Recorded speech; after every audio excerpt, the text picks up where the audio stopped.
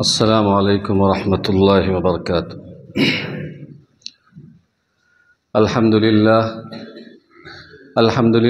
نحمده ونستعینه ونستغفره ونؤمن به ونتوکل علیہ ونعوذ باللہ من شرور انفسنا ومن سیئات اعمالنا من يهده اللہ فلا مضل له ومن يضلله فلا هادی له ونشهد أن لا إله إلا الله وحده لا شريك له ونشهد أن سيدنا وسندنا ومولانا محمدا عبده ورسوله أما بعد فقد قال الله تبارك وتعالى في القرآن المجيد والفرقان الحميد فأعوذ بالله من الشيطان الرجيم بسم الله الرحمن الرحيم يا أيها الناس اتقوا ربكم الذي خلقكم من نفس واحدة وخلق منها زوجها وبث منهما رجالا كثيرا ونساء واتقوا الله الذي تساءلون به والأرحام إن الله كان عليكم رقيبا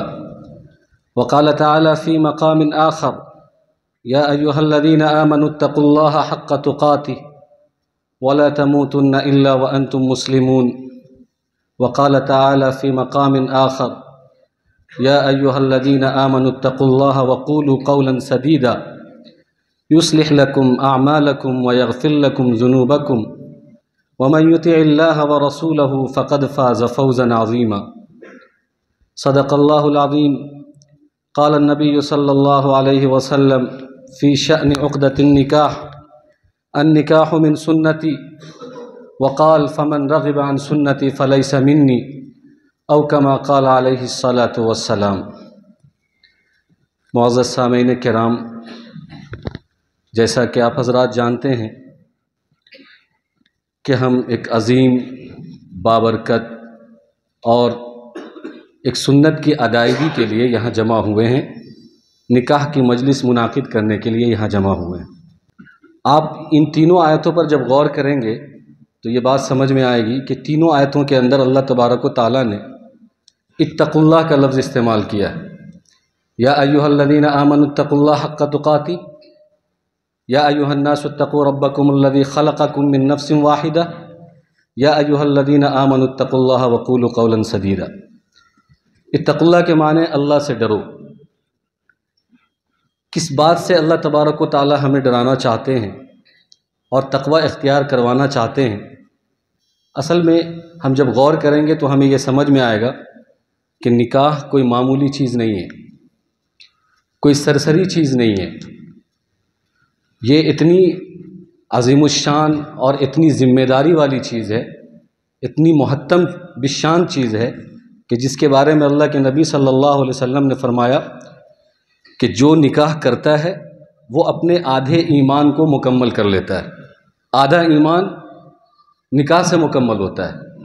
اب نکاح کے بعد اس کو آدھے ایمان کی تلاش کرنی ہے، کوشش کرنی ہے، جستجو کرنا ہے، محنت کرنا ہے، فکر کرنا ہے۔ اصلاح معاشرہ کی سب سے پہلی اینٹ اگر کوئی چیز ہے تو وہ نکاح ہے۔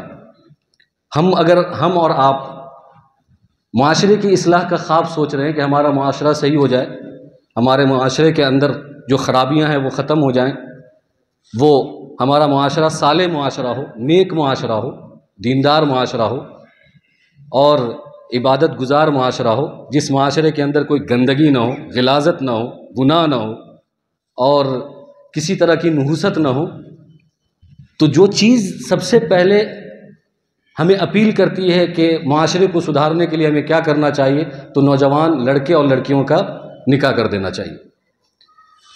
اگر یہ اینٹ ہم نے صحیح طریقے سے ڈالی ہے، نکاح والی اینٹ، تو یقین مانیے کہ اس کے بعد جو عمارت کھڑی ہوگی، اس کے بعد جو دیوار کھڑی ہوگی، اس کے بعد جتنی بھی عمارتیں آپ کھڑی کریں گے وہ سب صحیح طریقے سے کھڑی ہوتی چلی جائے گی۔ اگر پہلی اینٹ آپ نے غلط ڈال دی، جس سے کہتے ہیں کہ سماج کی پہلی اینٹ، سماج کو سدھارنے کی سب سے پہلی اینٹ نکاح ہے، یہ اگر ہم نے غلط ڈالی ہے تو اس کی دیوار بھی ٹیڑھی میڑھی رہے گی، اس پر عمارتیں بھی ٹیڑھی میڑھی ہوں گی۔ اللہ تبارک و تعالیٰ نے ہم سب کو موقع دیا ہے، اس ذمہ داری کو ادا کرنے کا ہم کرتے ہیں، اور ہمیں اس بات کا خیال رکھنا چاہیے کہ بھائی وقت پر ہم نکاح کر لیں۔ اللہ کے نبی صلی اللہ علیہ وسلم نے یہ فرمایا، تین چیزیں ایسی ہیں جس میں تاخیر نہیں کرنا چاہیے۔ جب نماز کا وقت ہو جائے تو تاخیر نہیں کرنی ہے، فوراً نماز ادا کرنا ہے۔ جنازہ اگر حاضر ہو، جنازے میں بھی تاخیر نہیں کرنا ہے۔ اور نکاح کے عمر کو لڑکا اور لڑکی پہنچ جائے، بالغ ہو جائے، تو اس میں بھی تاخیر نہیں کرنا ہے۔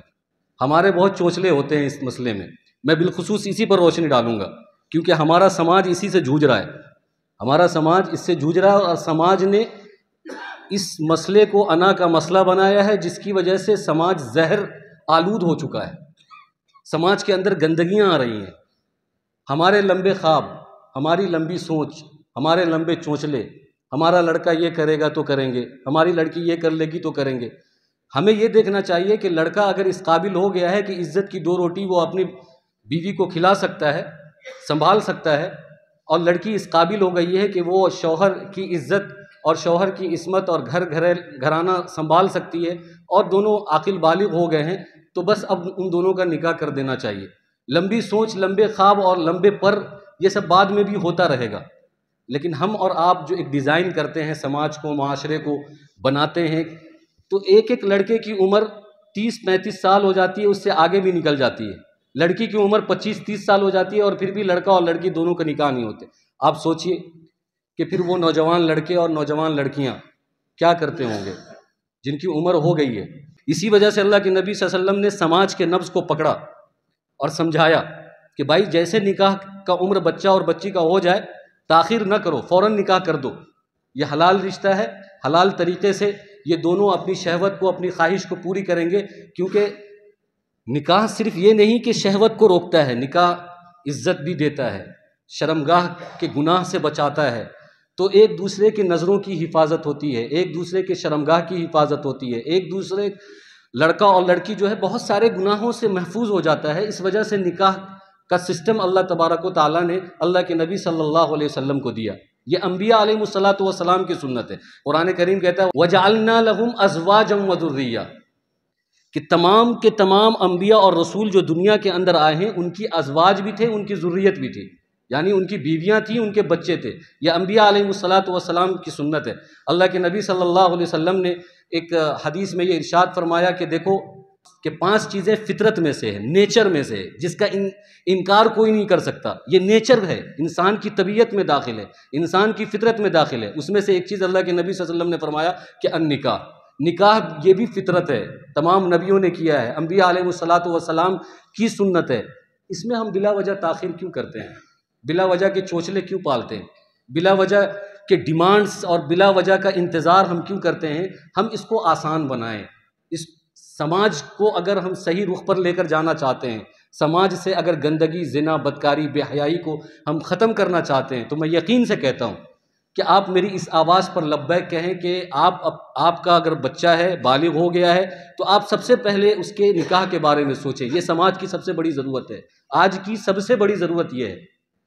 آج جو ماحول سے ہم گزر رہے ہیں، جس گندگی سے ہم گزر رہے ہیں، جس بدکاری اور بے حیائی والے ماحول سے ہم گزر رہے ہیں، سب والدین رونا روتے ہیں، ہمارے بچے ایسے اور ہماری بچیاں ایسی اور ایسا ہو رہا ہے، ویسا ہو رہا ہے۔ اس سب کا حل ایک ہے کہ بھائی وقت پر اس کا نکاح کر دو، اور رزق کا مالک اللہ ہے، واللہ خیر الرازقین۔ ہمیں بھروسہ ہے کہ اللہ تبارک و تعالیٰ جو نکاح سے پہلے بھی پالتا تھا، وہ نکاح کے بعد بھی پالے گا، اور اب تک جیسے اللہ پالتے آیا ہے بعد میں بھی پالے گا۔ کوئی کچھ ہم الگ سے اچیو نہیں کر لیں گے۔ تو اللہ تبارک و تعالیٰ ہم سب کو انہی چند باتوں پر عمل کرنے کی توفیق عطا فرمائے۔ آمین وآخر دعوانا الحمدللہ رب العالمین۔ بارک اللہ لنا ولکم فی القرآن العظیم ونفعنا وإیاکم بالآیات والذکر الحکیم، انہ تعالی جواد کریم ملک بر رؤوف الرحیم۔